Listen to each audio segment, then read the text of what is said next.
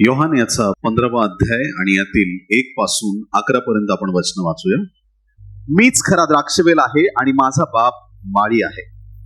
माझ्यातील फळ न देणारा प्रत्येक फाटा तो काढून टाकतो आणि फळ देणाऱ्या फाट्याला अधिक फळ यावे म्हणून त्या प्रत्येकाला साफसूफ करतो. जे वचन मी तुम्हाला सांगितले त्यामुळे तुम्ही आता शुद्ध झालाच आहात. तुम्ही माझ्यामध्ये राहा आणि मी तुम्हामध्ये राहीन. जसे फाटा वेलात राहिल्या वाचून त्याला आपण फळ देता येत नाही, तसे माझ्यामध्ये राहिल्या वाचून तुम्हालाही देता येणार नाही. मीच वेल आहे, तुम्ही फाटे आहात. जो माझ्यामध्ये राहतो आणि मी ज्याच्यामध्ये राहतो तो पुष्कळ फळ देतो, कारण माझ्यापासून वेगळे असल्यास तुम्हाला काही करिता येत नाही. कोणी माझ्यामध्ये राहिला नाही तर त्याला फाट्याप्रमाणे बाहेर टाकतात व तो वाळून जातो, आणि तसले फाटे गोळा करून अग्नीत टाकतात व ते जळून जातात. तुम्ही माझ्यामध्ये राहिला व माझी वचने तुम्हामध्ये राहिली तर जे काही तुम्हाला पाहिजे असेल ते मागा, म्हणजे ते तुम्हाला प्राप्त होईल. तुम्ही विपुल फळ दिल्याने माझ्या पित्याचे गौरव होते आणि तुम्ही माझे शिष्य व्हाल. जशी पित्याने माझ्यावर प्रीती केली तशी मीही तुम्हावर प्रीती केली आहे. तुम्ही माझ्या प्रीतीत राहा. जसा मी आपल्या पित्याच्या आज्ञा पाळून त्याच्या प्रीतीत राहतो, तसे तुम्ही माझ्या आज्ञा पाळाल तर माझ्या प्रीतीत राहाल. माझा आनंद तुम्हामध्ये असावा व तुमचा आनंद परिपूर्ण व्हावा म्हणून मी तुम्हाला ह्या गोष्टी सांगितल्या आहेत. आमेन आमेन. देवाच्या प्रिय लोकांनो, योहान याचा 15वा अध्याय आणि 1 ते 11 वचन आपण वाचलेली आहे. या पवित्र वचनामध्ये येशू ख्रिस्त एक दाखला आपल्या शिष्यांना देऊन, एक उदाहरण देऊन आपल्या शिष्यांना काही गोष्टी फार महत्वाच्या समजावून सांगत आहे. आता योहानाचा 15वा जो अध्याय आहे, हा 15वा अध्याय अर्थात 16व्या अध्यायाच्या आधीचा अध्याय, आणि 16व्या अध्यायापासून पुढे तुम्ही पाहू शकता की येशू ख्रिस्ताच्या बलिदानाची तयारी आहे. आणि पुढे येशू ख्रिस्त कशा प्रकारे वधस्तंभावर जातो, त्याची अटक होणं, त्याला क्रूसावर जाणं, तो मरणं आणि पुन्हा तिसऱ्या दिवशी मरणातून विजयी होणं, तो हा घटनाक्रम 15व्या अध्यायामध्ये ख्रिस्त वधस्तंभावर जाण्याआधी शिष्यांची तयारी करत आहे, त्यांना प्रिपेअर करत आहे. आणि त्यांची तयारी करीत असताना त्या शिष्यांना एक मोलाचा संदेश प्रभूने दिलेला आहे. हा संदेश शिष्यांनाच नव्हे तर प्रत्येक विश्वासणाऱ्यांना, तुम्हाला मला प्रत्येकाला अत्यंत महत्वाचा आहे. या ठिकाणी येशूने म्हटलं की मीच खरा द्राक्षवेल आहे. सगळ्यांनी म्हणा द्राक्षवेल. प्रभूची स्तुती असो. हालेलुया. म्हणा द्राक्षवेल. या 1 ते 11 वचनामध्ये, म्हणजे अर्थात 15व्या अध्यायात योहानाच्या, एक द्राक्षवेल आहे. द्राक्षवेल येशू ख्रिस्त आहे. त्याचे जे फाटे आहेत, म्हणजे त्याच्या ज्या फांद्या आहेत, द्राक्षवेलीतून येणाऱ्या ज्या फांद्या आहेत, त्या म्हणजे आपण सगळे आहोत. आणि त्या द्राक्षवेलाची काळजी घेणारा किंवा त्या फांद्यांची, त्याच्या फळांची, त्याची पूर्ण निगा राखणारा माळी जर कोणी असेल तर तो परमेश्वर आहे. आमेन. सिंपल एकदम. आता या ठिकाणी ह्या पहिल्या 2 वचनांकडे आपलं लक्ष केंद्रित करूया आपण. योहान 15वा अध्याय 1 आणि 2 वचन. मीच खरा द्राक्षवेल आहे आणि माझा बाप माळी आहे. माझ्यातील फळ न देणारा प्रत्येक फाटा तो काढून टाकतो आणि फळ देणाऱ्या फाट्याला अधिक फळ यावे म्हणून तो त्या प्रत्येकाला साफसूफ करतो. जी फांदी फळ देणार नाही त्या फांदीबद्दल माळ्याने निर्णय घेतलाय की त्या फांद्या तो काय करणार. आता का कापणं गरजेचं आहे ते फार महत्वाचं आहे. आता हे बायबल जे आहे ना, जुना करार इब्री भाषेत लिहिला होता. हिब्रू. कुठली भाषा? हिब्रू. नवीन करार ग्रीक भाषेत लिहिला होता. कुठल्या भाषेत? ग्रीक भाषेमध्ये. आता मूळ ग्रीक भाषांतरामध्ये हा जो शब्द आहे, त्या फांदीला तोडून टाकणं किंवा त्याला छाटून टाकणं, त्याला काढून टाकणं, याला ग्रीक भाषेत कथारो शब्द वापरलेला. सगळ्यांनी म्हणा कथारो. कथारो. परत एकदा कथारो. आता हा ग्रीक शब्द जो आहे कथारो, याचा अर्थ तोडून मोडून टाकणे नाही. याचा अर्थ आहे स्वच्छ करणे, शुद्ध करणे, नको असलेली गोष्ट काढून टाकणे. त्याला शब्द वापरलेला आहे कथारो. आता ह्या द्राक्ष वेलामध्ये किती लोकांनी द्राक्षाचा वेल बघितलाय? प्रभूला धन्यवाद, हालेलुया, प्रभूची स्तुती असो. नाशिकमध्ये असं जर विचारायला गेलो द्राक्ष वेल बघितला, सगळे हात वरती करतात. प्रभूची स्तुती असो. मुंबई शेती नाही म्हणून प्रॉब्लेम आहे. तर हे द्राक्षीचा जो वेल आहे तो जमिनीतून येतो. Praise the Lord, hallelujah. Simple. आणि हा वेल आहे ना, तर तो आल्यानंतर एक वरती छान मंडप तयार केला जातो तारांमध्ये. दोऱ्यांचा, तारांचा काय तयार केला जातो? मंडप. आणि त्या मंडपावरती तो वेल सोडला जातो. सगळीकडे तो वेल वाढतो आणि मग द्राक्षाचे घड त्याला लागतात. ठीक आहे, ओके, समजायला ना सगळ्यांना? प्रभूला धन्यवाद. तर तो सुंदर द्राक्षीचा वेल सगळा तयार होतो. आता काय होतं की मुख्य ब्रांच मधून, मेन जो द्राक्षाची मेन ब्रांच आहे, म्हणजे मुख्य जो काय म्हणतात त्याला, खोड म्हणता येईल, चालेल, ठीक आहे, तिथून सुरुवात करूया. मुख्य जे खोड असेल तर त्याच्यातून ज्या फांद्या निघतात, त्याच्यातून समजा 100 फांद्या निघाल्यात. किती? 100 फांद्या निघाल्या. आता 100 पैकी 20 फांद्या ज्या आहेत त्या कोमजून गेलेल्या आहेत. हालेलुया. उन्हाचा परिणाम म्हणा किंवा काहीतरी झालं असेल, काहीतरी प्रॉब्लेम असेल त्यांच्या बरोबर. त्या 20 फांद्या काय करतात? दिसायला हिरव्यागार आहेत, पण फळ देताना एक पण द्राक्ष देत नाही. माळी येतो, बघतो, ह्यांचं खूप नाटक झालं. हालेलुया. त्या फांद्यांचं करायचं काय? राहिले तर काय तोटा आहे? काही तोटा आहे का? त्या फांद्या तसंच राहिले तर काही तोटा आहे का? आहे ना तोटा. तोटा आहे ना. Praise Lord, hallelujah. म्हणून लोक फार घाबरत उत्तर देतात. Praise Lord, hallelujah. काय तोटा आहे माहितीये का? जे पोषण मुळांमधून त्या द्राक्षलतेला मिळतं, म्हणजे मुळांमधून पाणी शोषलं जातं जमिनीतलं, आहे की नाही? जमिनीतलं पाणी शोषून घेतलं जातं आणि ते सगळ्या 100 फांद्यांना दिलं जातं. बरोबर.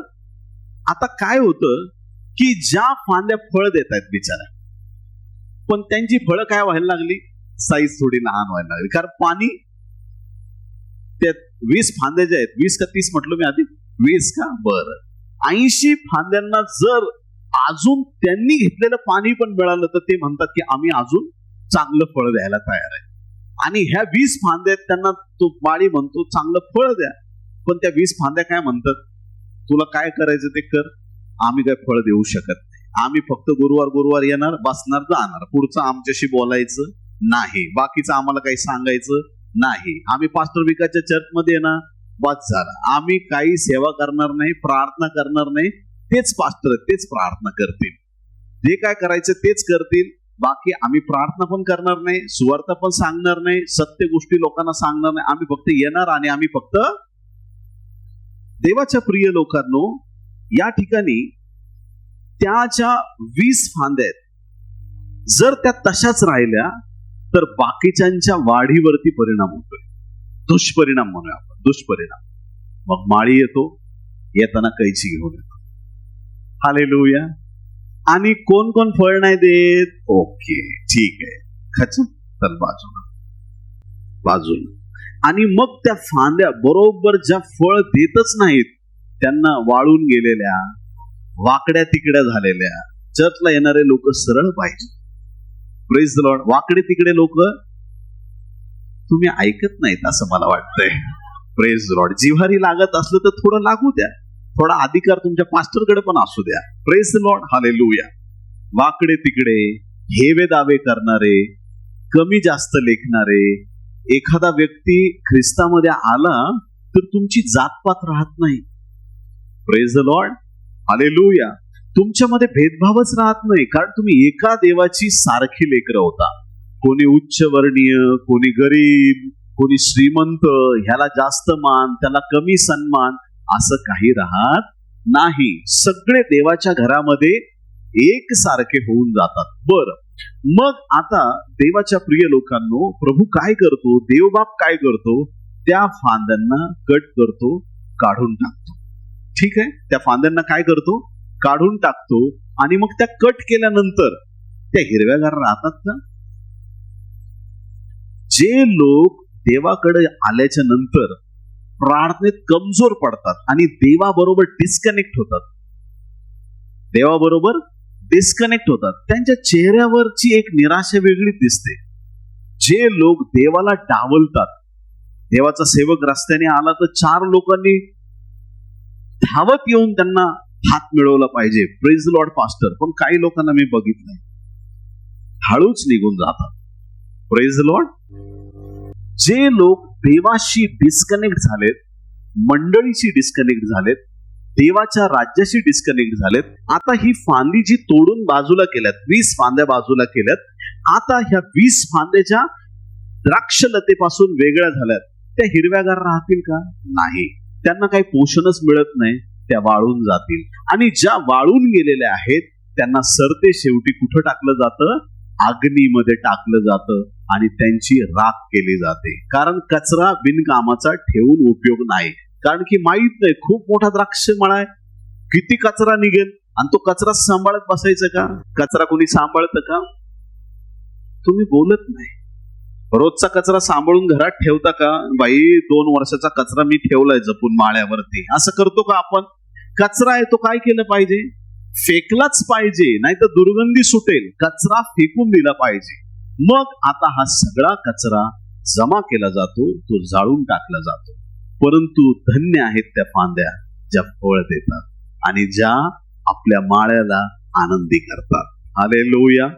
आता माळी म्हणजे काही लोकांना असं वाटतं की जर देव नुसता माळी राहिला असता, म्हणजे काय, देव नुसताच आम्हाला वाडा पुढं जा असं म्हणतो, असं झालं असतं. पण देवाचा पुत्रच द्राक्ष वेल बायबल सांगतं. हालेलुया. आता येशूला जोडलेल्या फांद्या आहेत. जर येशू टवटवीत आहे तर आमचा चेहरा उतरलेला पाहिजे का? मी तुम्हाला खात्रीने गॅरंटेड सांगतो, ज्या दिवशी शद्रक मेषक आबेदनगोला तप्त अग्नीच्या भट्टीत टाकलं, ते जाताना काय म्हटले माहितीये का? काही हो. त्यांनी पर्वा केली नाही काय होणार त्या परिणामाची. म्हणजे त्या परिस्थितीत ते विश्वासात एक आनंदी रीतीचं जीवन जगत होते. आमेन. या ठिकाणी येशू द्राक्षवेल आहे, आपण फांद्या आहोत आणि पिता माळी आहे. ज्या फांद्या फळ देत नाहीत किंवा ज्या उपयोगाच्या नाहीत त्या कापून टाकल्या जातात, त्यांना वेगळं केलं जातं. आणि प्रभू काय करतो की ज्या फळ देणार आहेत त्यांनी अधिक फळ द्यावं म्हणून त्यांना साफसूफ करतो. साफसूफ म्हणजे काय? काही अर्धवट वाळून गेलेली पानं आहेत, बिनकामाचं पाणी घेत राहतात. Praise the Lord. अर्धी वाळलेली आहेत, ते उद्या पूर्ण वाळणार आहेत, पण तोपर्यंत का सांभाळायचं त्यांना? मग परमेश्वर त्या गोष्टींना काय करतो? माळी काय करतो? त्यांना साफ करतो. नको असलेली पानं, नको असलेल्या फांद्या, केर कचरा, सगळ्या गोष्टी माळी त्यांना साफ करतो. तुम्ही देवाच्या राज्यामध्ये आहात, देवाच्या विनियार्ड मध्ये तुम्ही आहात. परमेश्वराने आज हातामध्ये कात्री घेतलेली आहे. आमेन. हालेलुया. प्रभूची स्तुती असो. परमेश्वर तुमचं जीवन साफसूफ करणार आहे आणि त्याचं एकच कारण आहे की तुम्ही आणि मी फलदायी बनावं. आमेन. आता माळ्याने तुमच्याकडे धाव घेतलेली आहे. हालेलुया. बोले येशू मसीह की. शाळेत असताना ज्यावेळेस क्लासमध्ये खूप गोंधळ व्हायचा आणि गोंधळ झाल्याच्या नंतर एक आमचे सर होते का ज्यांना कधी प्रेमाने 2 शब्द लेकरांना सांगता आले नाही, त्यांचा हातच जास्त बोलायचा. आणि जर का ते आमच्या वर्गाकडे आले, क्लासरूमकडे आले, तर सगळे विद्यार्थी थरथर थरथर थर. आणि त्यातल्या त्यात मी शाळेत मॉनिटर होतो, त्याच्यामुळे पहिला फटका मला शुअर होता. आणि त्याच्यामुळे म्हणजे तुला कंट्रोल करता आलं नाही का क्लास, असं ते असायचं. आणि मग ते सर आले की सगळे घाबरून जायचे. आणि जर त्यांनी विचारलं की मॉनिटर कोण आहे, सेकंड मॉनिटर कोण आहे, हे कोण आहे, ते कोण आहे, मग ज्याचं नाव त्यांनी घेतलं का त्याचा थरथर कापवायचा. आणि आता देवाच्या प्रिय लोकांनो, ते शिक्षक जे आहेत ते डिसिप्लिन लावण्यासाठी आहेत. पण आता आपला माळी, आपला पिता आपल्याकडे आलेला आहे. आम्ही घाबरायचं नाही, आम्ही आनंद केला पाहिजे. कारण की आता तो आम्हाला साफसूफ करणार आहे. ही जी प्रोसेस आहे ही फार आनंददायी प्रोसेस नाही. किती लोक आमेन म्हणतील? हालेलुया, बोलो येशू मसीह की. म्हणजे काय आनंददायी हा शब्द का वापरला? कारण की हे पेनफुल प्रोसेस आहे, वेदनादायक प्रोसेस आहे. हालेलुया. झाड आहे, त्याची एखादी फांदी तोडायची आहे, झाडाला वेदना होणारच, हो की नाही? त्रास होणारच. कधी कधी देव तुम्हाला सांगेल या व्यक्तीपासून दूर राहा, पण तुमचा काय जीव गुंतलेला असतो. Praise the Lord. आवाज खोल गेलेत तुमचे, पण तरी सुद्धा बोलणं भाग आहे, सांगणं गरजेचं आहे. कधी कधी परमेश्वर सांगतो की हा व्यक्ती तुला व्यसनाच्या अधीन घेऊन चाललेला आहे, या व्यक्तीमुळे तू व्याभिचाराकडे चाललेला आहेस, या व्यक्तीमुळे तुझं जीवन वाईट गोष्टींकडे चाललेलं आहे, या व्यक्तीमुळे कदाचित तू येत्या दिवसात चोरी करायला शिकशील, या व्यक्तीमुळे तुझं जीवन वाईट होणार आहे. कधी कधी देव त्या व्यक्तीपासून तुम्हाला दूर करतो, पण दूर होत असताना काही असे आपले माइंड सेटअप असतात किंवा आपला जीव अडकलेला असतो, त्या गोष्टी पेनफुल असतात. परंतु जर ते पेन तुम्ही सहन केलं तर खूप गोष्टी येत्या दिवसात तुम्ही गेन करणार आहात. हालेलुया. मोठ्या गोष्टी तुमच्या जीवनात आल्याशिवाय राहणार नाही. जे तुमचं फलदायी जीवन होतं, कसं असतं माहितीये, काही लोक पाप करत राहतात. काय करत राहतात? पाप करतात आणि गुरुवारी येऊन प्रार्थना पण करतात. तुम्ही नाही, पण काही लोक असे आहेत, चर्चला येतात, प्रार्थना करतात, पाप पण करतात. मग त्यांना काय वाटतं माहितीये का? त्यांना असं वाटतं की काय नाही, देवाला माझं पाप कबूल आहे, चालेल, पाप केलं तर चालेल. काय नाही, मी सिगरेट तर पितो, मी काय वाईट केलं कोणाचं? मी माझ्या पैशाने पितो. Hello, praise Lord. दारू तर पितो, मी कोणाच्या माझ्या पैशाने पितो, मी कोणाला त्रास देत नाही, पितो आणि गपचूप घरी जाऊन झोपतो, कुणाला काही बोलत नाही, काही करत नाही. तू कोणाला नाही बोललं तरी तुझ्या स्वतःच्या शरीराचा तू नाश करत आहेस. आणि म्हणून देवाच्या प्रिय लोकांनो, जर काही लोकांना असं वाटत असेल की मी हे पाप करूनही प्रार्थना करू शकतो, तर हा संदेश तुमच्यासाठी आहे. ऐका कान उघडे ठेवून. जे बायबलमध्ये सत्याला सत्य म्हटलंय, असत्याला असत्य म्हटलंय, आमच्या जीवनातून असत्य, वाईट गोष्टी निघूनच गेल्या पाहिजेत. आमचा देव कॉम्प्रोमाइजचा देव नाही. आमचा देव म्हणत नाही ठीक आहे, दागोन आणि मी आम्ही दोघं जण ऍडजस्ट करून राहू, सॉरी. हालेलुया. असं होऊ शकत नाही. दागोनाला प्रभूच्या कराराच्या कोशापुढे नतमस्तक व्हावंच लागणार. आणि तुम्ही परत परत त्यांना एकत्र बंद केलं तर दागोनाचा चुराडा फिक्स आहे प्रियांनो. हालेलुया. आणि म्हणून या देवाला पाप चालत नाही, वाईट गोष्टी चालत नाही. ख्रिस्ती हा जो विश्वास आहे किंवा येशूवरती विश्वास जे ठेवणं आहे, त्याद्वारे परमेश्वर आपल्याला साफसूफ करतो. आणि परमेश्वराला आपण म्हटलं पाहिजे, देवा तुला काय करायचं ते कर. आमेन. बोलो येशू मसीह. प्रभूला धन्यवाद. प्रभूला सांगितलं पाहिजे, तुला जे करायचंय ते माझ्यासाठी कर. योहान 14 अध्याय 20 वचन आपल्याला सांगतं, त्या दिवशी तुम्हाला समजेल की मी आपल्या पित्यामध्ये आहे व तुम्ही माझ्यामध्ये व मी तुमच्यामध्ये आहे. आमेन. असा एक दिवस प्रभूने ठरवलेला आहे की त्या दिवशी तुम्हाला कळेल की येशू पित्यामध्ये आहे, आपण येशूमध्ये आहोत आणि येशू आपल्यामध्ये आहे. हालेलुया. तो पित्याशी कनेक्ट आहे, आपण त्याच्याशी कनेक्ट आहोत आणि आपण सगळे एकमेकाशी जुडलेले आहोत. Praise the Lord. हालेलुया. प्रभूची स्तुती असो. आमचं जीवन फलदायी व्हावं हीच एक देवाची फार मोठी इच्छा आहे. आमचं जीवन कसं पाहिजे? फलदायी पाहिजे. फलदायी असणं म्हणजे आपल्या मालकासाठी आपण काय करत आहोत, परमेश्वरासाठी, देव बापासाठी आपण काय करत आहोत, हे जास्त महत्वाचं आहे. आमचं जीवन फलदायी असण्यासाठी उत्पत्ती 1 आणि 28 वचन आपण वाचूया. उत्पत्ती 1 आणि 28. देवाने त्यांना आशीर्वाद दिला. देव त्यांना म्हणाला, फलद्रूप व्हा. सगळ्यांनी म्हणा, फलद्रूप व्हा, फलद्रूप व्हा, फलद्रूप व्हा, बहुगुणित व्हा, पृथ्वी व्यापून टाका व ती सत्तेखाली आणा. समुद्रातील मासे, आकाशातील पक्षी व पृथ्वीवर संचार करणारे सर्व प्राणी ह्यावर सत्ता चालवा.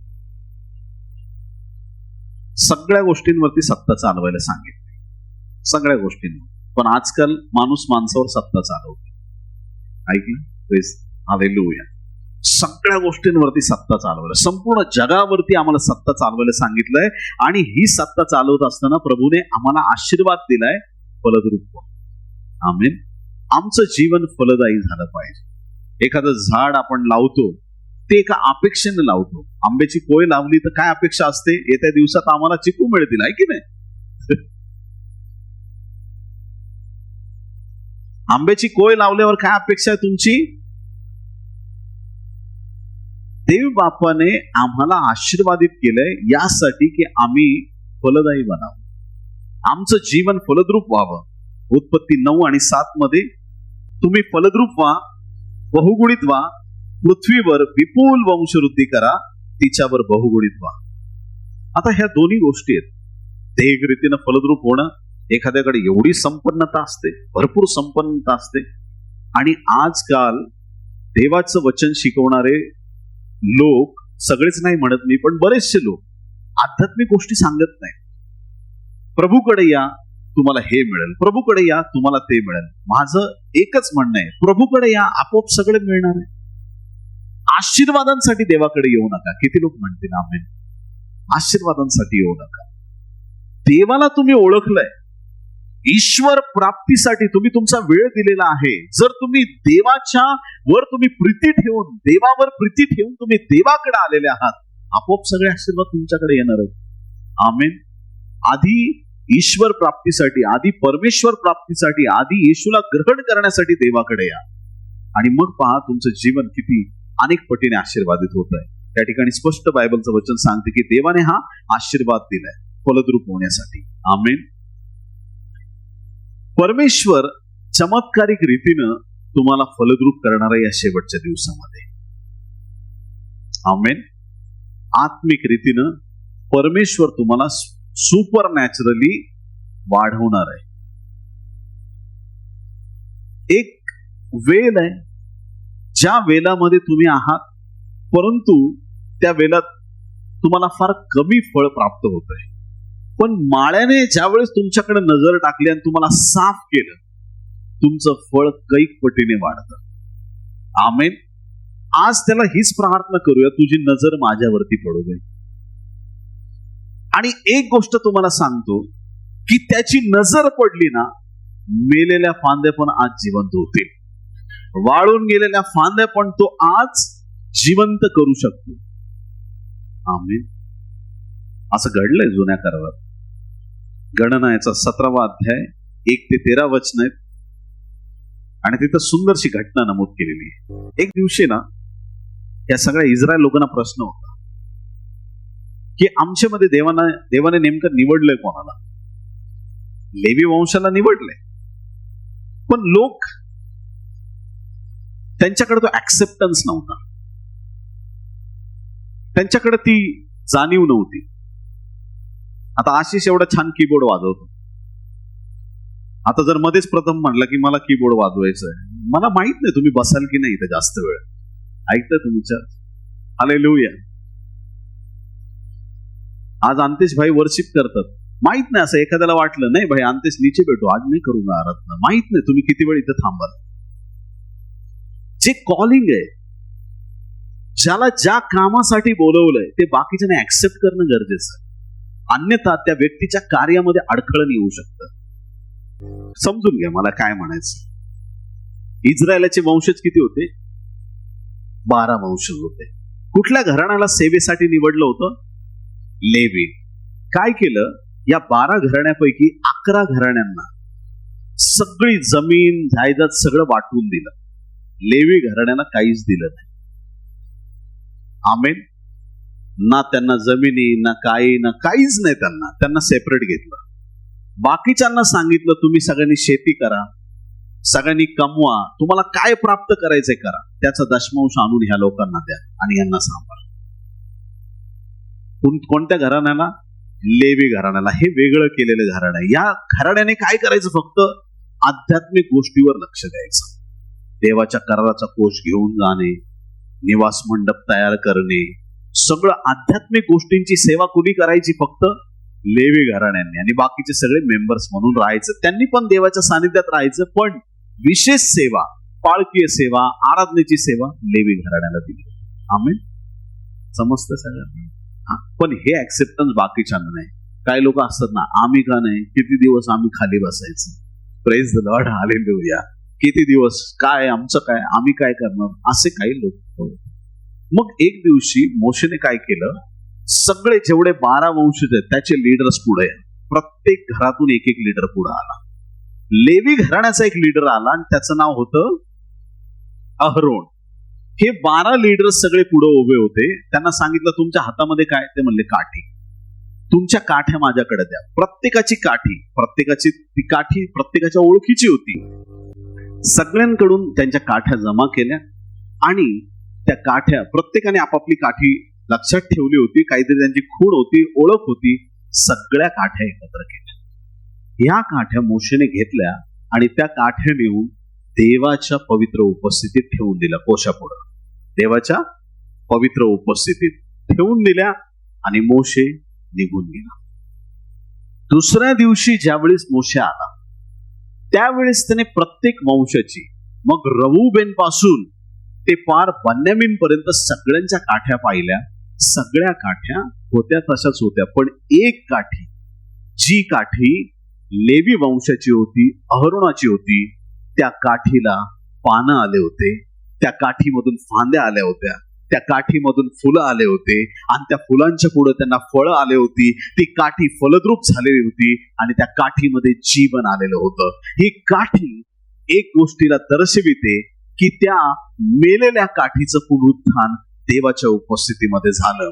ती काठी जिच्यामध्ये फळ देण्याची ताकद नव्हती, देवाची उपस्थिती आल्यानंतर तिला मुळं नव्हते, तिला खोड नव्हतं, ती कशाशी कनेक्ट नव्हती, पण ती काठी त्या दिवशी देवाने आशीर्वादित केलेली होती म्हणून ती फलद्रूप झालेली होती. देवाच्या प्रिय लोकांनो, या जीवनामध्ये कोण तुम्हाला कनेक्ट हो किंवा न हो, हालेलुया, बोले येशू मसीह. जे तुम्हाला वाटतं तेच होणार नाही प्रियानो, जे देवाच्या योजनेत आहे. आणि जे लोक देवाशी कनेक्ट आहेत त्यांना उत्तम गोष्टी मिळाल्याशिवाय राहत नाहीत. बेस्ट ऑफ बेस्ट त्यांच्याकडे आल्याशिवाय राहत नाही. बाकीचे वंश त्यांच्या काठ्या पण तिथं होत्या. काय ते देवाचे लोक नव्हते का? ते होते, पण देवाला त्या दिवशी चिन्ह द्यायचं होतं की मी कोणाला निवडून वेगळं केलेलं आहे. या जगात शेवटच्या काळात ख्रिस्ती लोकांबद्दल हेच घडणार आहे प्रियांनो, हालेलुया. देव तुम्हाला असं फलद्रूप आणि आशीर्वादित करणार आहे की तुमचं जीवन पाहून बाकीच्या 11 काठ्या देवाचा गौरव करतील आणि म्हणतील की खरंच या व्यक्तीवरती देवाचा अनुग्रह आणि देवाचा अभिषेक आहे. आमेन. देवाची योजना आहे की त्याने तुम्हाला फलद्रूप करावं. जर आज आपल्या जीवनामध्ये स्पिरिच्युअल ड्रायनेस असेल, येतो कधी कधी, ज्या वेळेस आपण प्रार्थनेपासून दूर जातो, सहभागितेपासून दूर जातो, कधी कधी असं उगाचच आपल्याला वाटतं की प्रार्थना करू नये, कारण नसताना काही लोक देवापासून दूर जातात आणि तो आध्यात्मिक रीतीने ड्रायनेस लाईफ मध्ये येतो. स्पिरिच्युअली बरेच लोक ड्राय व्हायला सुरुवात होते आणि मग काय होतं की प्रार्थना आवडत नाही, देवाच्या गोष्टी आवडत नाहीत. ज्या वेळेस मी एक गोष्ट प्राकर्षाने अनुभवलेली आहे की एखाद्या व्यक्तीला जर सैतानाने पकडलेलं आहे, एखाद्या व्यक्तीला सैतानाने पकडलेलं आहे आणि त्या व्यक्तीने ठरवलंय की मी आता ही चूक करणार आहे, ते लोक चर्च पासून, प्रार्थनेपासून, देवापासून दूर जायला सुरुवात होतात. सगळेच नाही म्हणत मी, पण बहुतांशी वेळा असा अनुभव आलाय. आणि मग ज्या वेळेस ते परत फिरवून येतात त्यावेळेस ते सांगतात, सॉरी पास्टर, माझी चूक झाली. ऐकताय तुम्ही? त्या वेळेपुरतं ते देवाबरोबर डिस्कनेक्ट होतात. आता मला एक सोपं प्रश्नाचं एक उत्तर द्या. एक झाडाची फांदी आहे, एक झाडाची सुंदर फांदी आहे, अपेक्षा आहे येत्या दिवसात फळ देणार आहे, झाड वाढतंय, फळ देणार आहे, आणि त्या फांदीने म्हटलं जरा थोडा वेळ मी सेपरेट होऊन थोडं फिरून येतो. आणि नंतर ती फांदी तुम्ही किती झाडाला लावा, ती कनेक्ट होणार आहे. क्षणाचा पण देवाबरोबर आमचा विरह नसावा प्रियांनो, हालेलुया. संडे टू संडे नको, थर्सडे टू थर्सडे नको, आठवड्यातून एकदा किंवा थोड्या वेळासाठी नाही, आम्ही निरंतर देवाशी कनेक्टेड पाहिजे. आमच्या प्रवासात उठता बसता, घरात दारात, सगळीकडे आम्हाला जाणवलं पाहिजे की माझ्या बरोबर कोणी कनेक्टेड असो नसो, पण मी माझ्या देवाबरोबर कनेक्टेड आहे.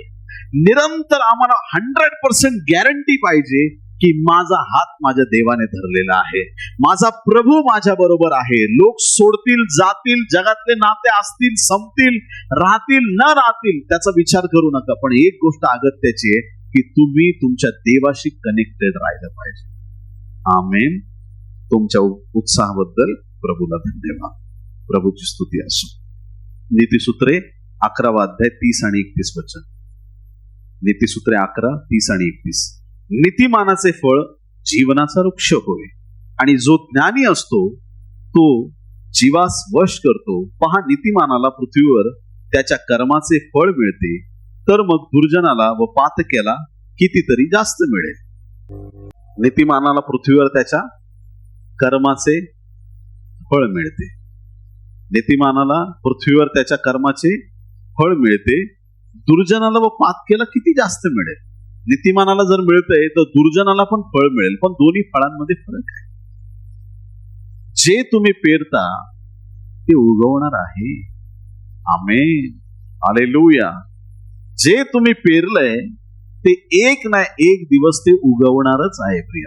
कदाचित पेरलेलं तुम्ही विसरून जा. हालेलुया, बोलो येशू मसीह की.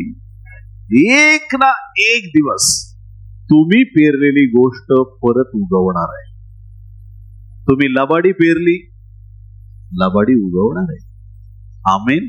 आता तुम्हाला विश्वास नाही, तुम्हाला बायबल मधून जो पण सांगत नाही तुम्ही विश्वास नाही ठेवत. याकोब बापाकडे गेला. डॅडी मी आलो. कोण रे बाळा? आवाज तर वेगळा वाटतोय, याकोबचा वाटतोय. हात लावलं तर वाटतंय तुला एसाव आहे. कोण आहेस तू? डॅडी मी एसाव. बापाशी खोटं बोल. आणि मग नंतर पुढे असा एक दिवस आला, एका मुलीच्या प्रेमात पडला. हालेलुया. आणि मग त्या मुलीच्या बापाने सांगितलं, बाळा तुला जर माझ्या मुलीबरोबर विवाह करायचा असेल तुला 7 वर्ष माझी चाकरी करावी लागेल. किती वर्ष?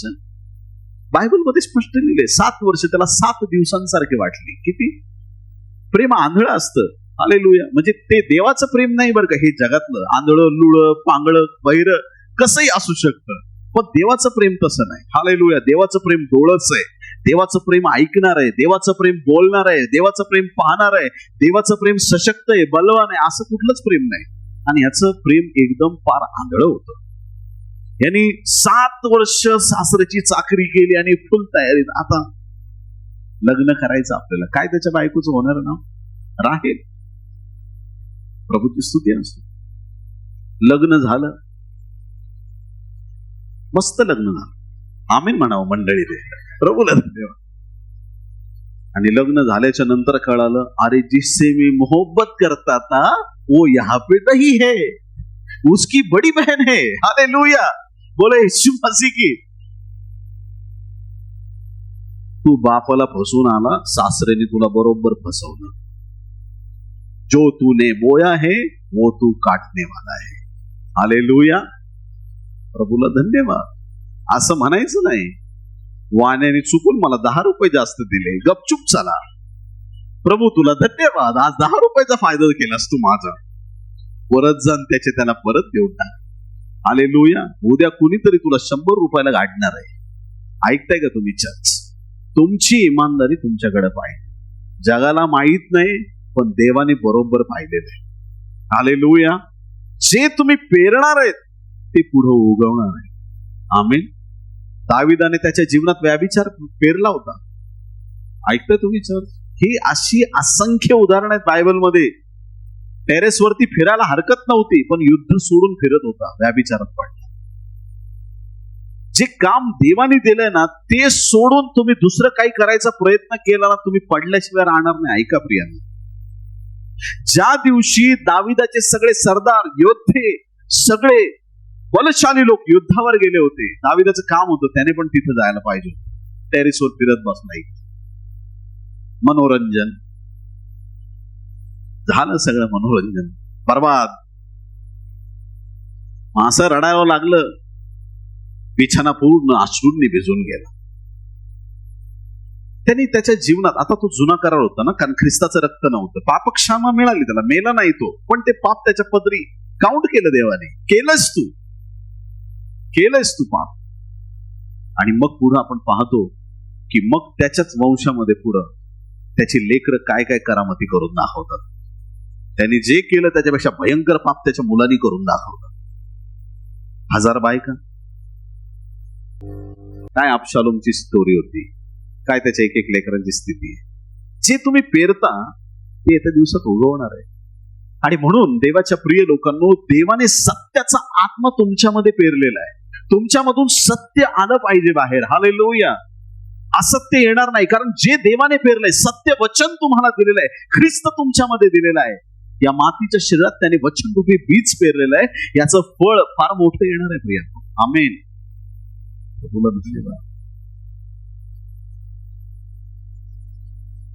जे फळ देत नाहीत त्यांना तो नष्ट करतो. या शेवटच्या दिवसांमध्ये आम्ही सगळे फलदायी बनलं पाहिजे.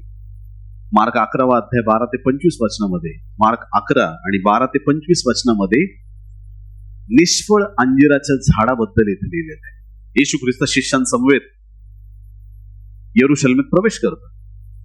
वाटेने जाता जाता जाता त्याला भूक लागली, शिष्यांना पण भूक लागली, आणि लांबून त्याला एक अंजिराचं झाड दिसतं. आता त्या काळात काय हॉटेल्स किंवा ढाबे नव्हते. ऐकते, स्विगीवर ऑर्डर दिली आणि घरी जेवण आलं वगैरे नव्हतं त्या काळात. ऐकते सगळे? Yes or no?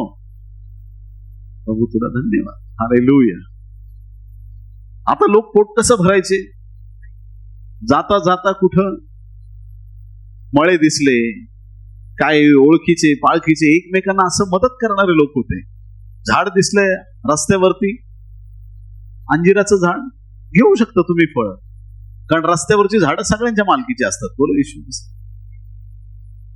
आता ह्या झाडाचं फळ येशूला मिळावं ह्या अपेक्षेने तो तिथं आलाय. किती फळं होते झाडावर? फक्त नव्हते. वाह, एकही फळ नाही. आता फळ येशू ख्रिस्त शोधतोय, जसा जुन्या काळात आदामाला शोधत होता. हालेलुया. आदामा कुठे आहेस तू? आता ह्या दिवसांमध्ये देव फळ शोधतोय. तेव्हा आदामाला शोधत होता, आता ह्या दिवसात देव फळ शोधतोय. त्या झाडावरती फळ कुठं आहे? पेत्र उड्या मारून मारून बघत असेल, थोमा झाडाच्या आत शिरून बघत असेल, आतमध्ये आहे का कुठं, बाहेर आहे का कुठं. सगळे 12 शिष्य आणि येशू ख्रिस्त सगळेजण फळ शोधतायत. आणि काही मिनिटात त्यांचा निर्णय एक पक्का झाला, त्यांना एक पक्की खात्री झाली, या झाडावरती एक सुद्धा फळ नाही. ह्या झाडाचं करायचं काय? त्या दिवशी त्याने कुऱ्हाड मागवली नाही. तोड डालो इसे शब्द. इथून पुढे तुझं फळ कुणी खाणार नाही.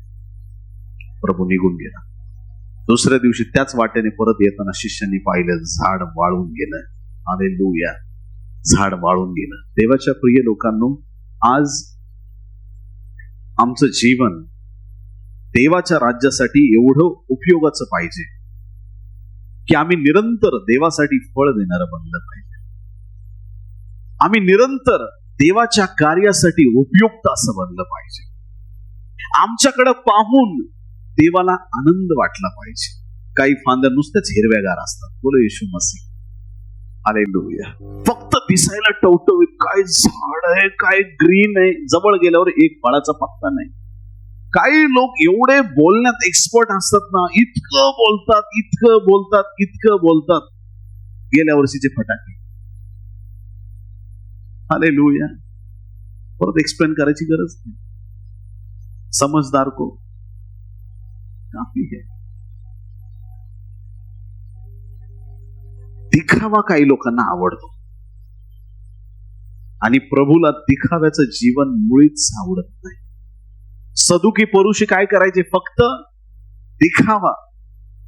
4 लोकात गेलं, सलाम घेणं त्यांना आवडायचं, लोकांना लुटणं त्यांना आवडायचं. मी काहीतरी आहे, मोठा आहे, देणगी देताना पण सगळ्या जगाला दाखवून देणार. हे त्यांची रीत प्रभूला आवडत नव्हती, दिखाव्याची. जे करतोस, उपास करतो गुप्तपणे कर, प्रार्थना करतो गुप्तपणे कर, दान धर्म करतो गुप्तपणे कर. जे तुझं देवाबरोबर कनेक्शन आहे ते जगाला तुला सांगायची गरज नाही, जगाला ऑटोमॅटिक कळणार आहे. आमीन. हालेलुया. एखादा मुलगा अभ्यासच करताना कोणालाच दिसत नाही, चर्चला येतो जातो, काय करतो कुणालाच माहित नाही, रिझल्ट येतो 95%. लोक काय म्हणतील? अभ्यास केला म्हणून तर पास झाला ना तू. ऐकताय तुम्ही चर्च? तुमचा रिझल्ट असा असू द्या की जगाला हादरून तुम्ही टाकाल. हालेलुया. मी सकाळपासून अभ्यास करतोय, मी सकाळपासून अभ्यास करतोय, मी रात्रंदिवस अभ्यास करतो, आणि रिझल्ट मध्ये भोपळा. म्हणजे कुठला अभ्यास केलास?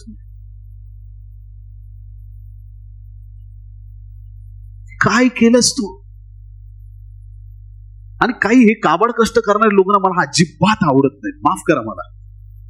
ड्युटी नंतर ड्युटी, ओव्हर टाइम. मग माझे 2 बिझनेस आहे, माझे 4 बिझनेस आहे, आणि तुमची फायनान्शियल कंडिशन कशी? कर्जबाजारी झालोय. काठी कुठे आहे आपली? कशाला? कुणासाठी आणि का?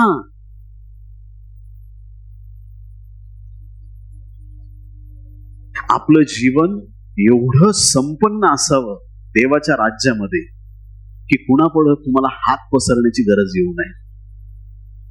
मग हे संपन्नता तुमच्याकडे येणार कशी? फलदायी म्हणजे फक्त एवढंच घेऊ नका की मी आध्यात्मिक रीतीनं फलदायी, म्हणजे गलती 5 अध्याय 22-23 वचनामध्ये जी 9 फळं दिलेत ना तेवढी आली म्हणजे बास. ऍक्च्युली तो आत्मिक अर्थ झाला. दैहिक रीतीने पण तुम्ही फलद्रूप व्हाल. तुमच्या जीवनात देव तुम्हाला एवढा फायनान्स देऊन आशीर्वादित करेल. तुम्ही 1 घर मागत असाल, देव 10 घरं देऊन तुम्हाला आशीर्वादित करेल. एक असा देश राहणार नाही ज्या देशात तुमचं पाऊल पडलेलं नाही. एक अशी करन्सी राहणार नाही, ते पैसे तुमच्याकडे आले नाही. अशी कुठली बँक राहणार नाही किंवा जिथं तुमचा पैसा नाही. तुम्हाला देव सगळ्या बाजूनी संपन्न करायला तयार आहे. देव तुम्हाला आशीर्वादित करायला तयार आहे. देव तुम्हाला आरोग्य द्यायला तयार आहे. पण पहिली गोष्ट, त्या द्राक्ष वेलाशी तुम्ही कनेक्टेड आहात का? बस. एकदा त्याच्याशी कनेक्ट झालं की तुमचं जीवन आशीर्वादित आहे. एक क्षण पण आम्हाला वाटतं कामा नये मी देवापासून दूर गेलो. आमेन.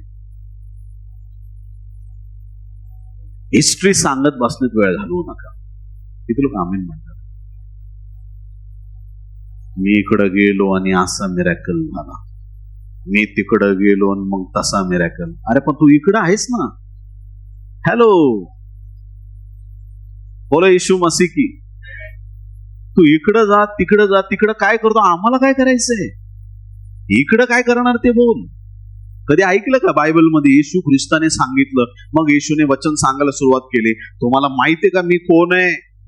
लाजराला उठवलंय मी मी मी. अरे बकरी नाही आहे की नाही? नुसतं काही लोक मी मी मी मी. दिखावा नको. आज नंतर पर्सनली असं कनेक्ट व्हा देवाबरोबर की आशीर्वाद तुमच्याकडे धावत येतील. आशीर्वाद धावत येतील. आमेन. तुमची प्रत्येक गरज स्वर्गातून पूर्ण केली जाईल. प्रत्येक गरज. तुम्हाला काय हवंय, काय नकोय, त्या खोडाला रिक्वेस्ट करावं लागते का? आम्हाला ना फळ द्यायचंय, थोडस जरा विटॅमिन्स वगैरे कमी पडतंय, जरा थोडं पाणी कमी पडतंय, मिळेल का? अर्ज वगैरे करायची गरज आहे? त्या खोडाला माहिती आहे माझ्या फांद्यांना काय पाहिजे. हालेलुया. तुम्हाला काय गरज आहे तुमच्या बापाला माहित आहे.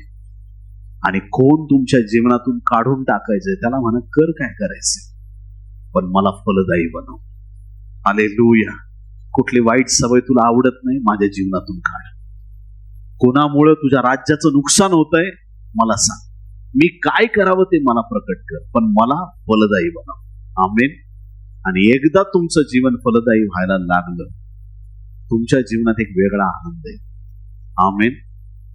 तुम्ही असं प्रार्थनेत ना बोलण्याच्या आधी असं तुम्ही विचार करता की आता मी थोड्या वेळाने आता घरी जाईल, गुडघ्यावर येऊन प्रार्थना करेल का देवा मला एवढी एवढी गरज आहे, मला ते, मग मी प्रार्थना करेल. तुम्ही वाटेत असताना घरी पोहोचायच्या आधी तुमची गरज पूर्ण होईल, कारण तुम्ही मनात आणलंय. हालेलुया. आणि तुमच्या अंतःकरणात काय चाललंय तुमच्या बापाला माहिती आहे. आमेन. प्रभूकडे आज एकच प्रार्थना करूया, देवा मला फलदायी बनव. हालेलुया. मला असं फलदायी कर, मला असं आशीर्वादित कर की माझं जीवन अनेकांसाठी आशीर्वादाचं कारण होईल. आमेन. हालेलुया. आज देवाकडे ही विनंती करूया. सरते शेवटी मत्ते 7:17-19 वचन. त्याप्रमाणे प्रत्येक चांगल्या झाडाला चांगले फळ येते आणि वाईट झाडाला वाईट फळ येते. चांगल्या झाडाला वाईट फळे येणे शक्य नाही आणि वाईट झाडाला चांगली फळे येणे शक्य नाही. ज्या झाडाला चांगले फळ येत नाही ते प्रत्येक झाड तोडून अग्नीत टाकण्यात येते. आमेन. चांगल्या झाडाला वाईट फळं येत नाही, वाईट झाडाला चांगली फळं येत नाहीत. एखादं झाड चांगलं आहे हे कशावरून ठरतं? फळावरून. एखादं झाड वाईट आहे ते कशावरून ठरतं? त्याच्या फळावरून. फळावरूनच झाडाला ओळखलं जातं की हे झाड चांगलं आहे की वाईट आहे. देवाच्या प्रिय लोकांनो, आता फळ खोडाला लागतं का फांद्यांना? परत एकदा विचार. फळ जे आहे ते खोडाला लागतं की फांद्यांना? खोडाला कधी फळ लागतं? फांद्यांना फळ लागतं. आपण कोण आहे? आमेन. प्रभू तुला धन्यवाद. मला वाटलं आता अख्खा संदेश परत सांगावा लागतो. खोड कोण आहे? येशू ख्रिस्त आहे. फांद्या कोण आहेत?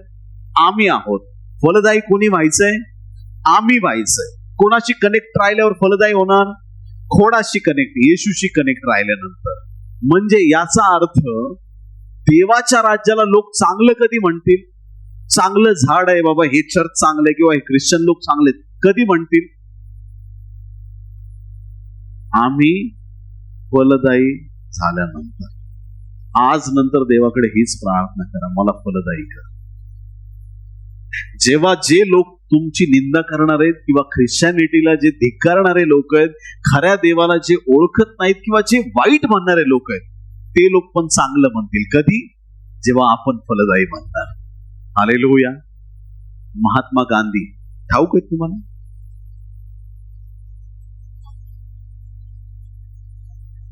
अरे ज्याचे फोटो मिळवण्यासाठी रात्रंदिवस काबड कष्ट करता, आहेत का नाही खिशात? भारताचे राष्ट्रपिता महात्मा गांधींनी एक वाक्य बोललं होतं, या देशातला प्रत्येक ख्रिस्ती व्यक्ती खऱ्या अर्थाने ख्रिस्ताच्या आचरणाप्रमाणे चालेल तर हा अख्खा देश ख्रिस्ताचा होऊन जाईल. कळालं मी काय बोललो? इथं ख्रिश्चन लोक नको बोलायला. बोलू? थोडं काय झालं की आंदोलन, भांडायला तयार, आमचा हक्क. ख्रिस्ताचे गुण प्रदर्शित करा. आमेन.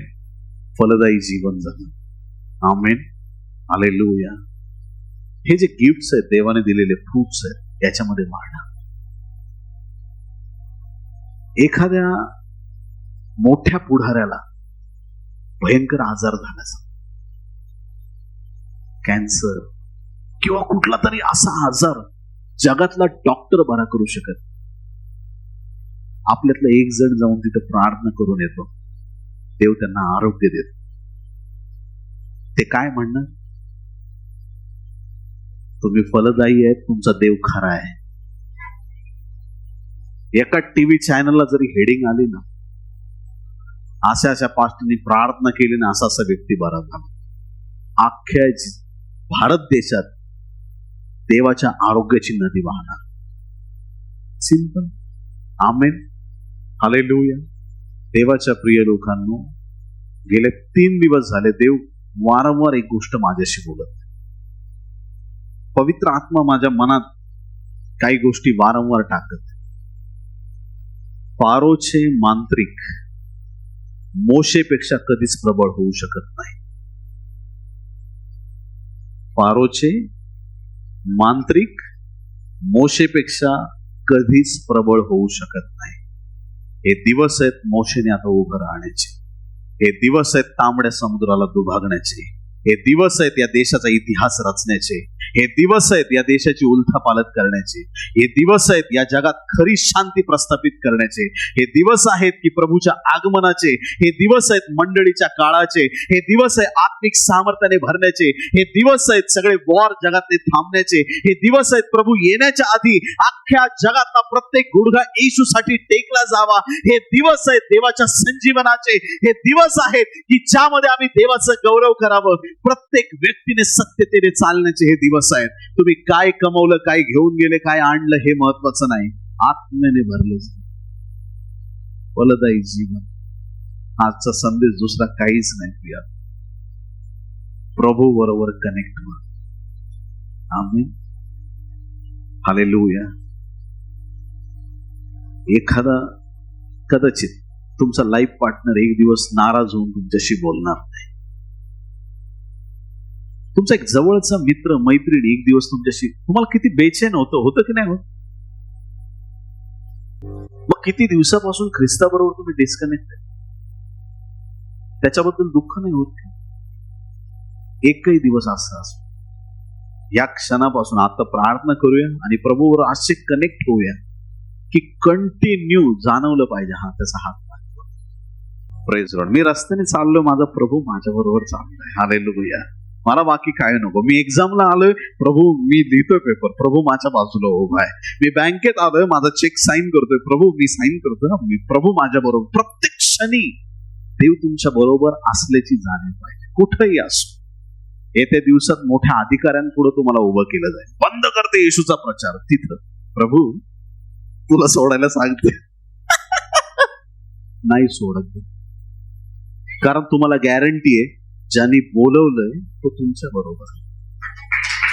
हालेलुया. कनेक्ट व्हा.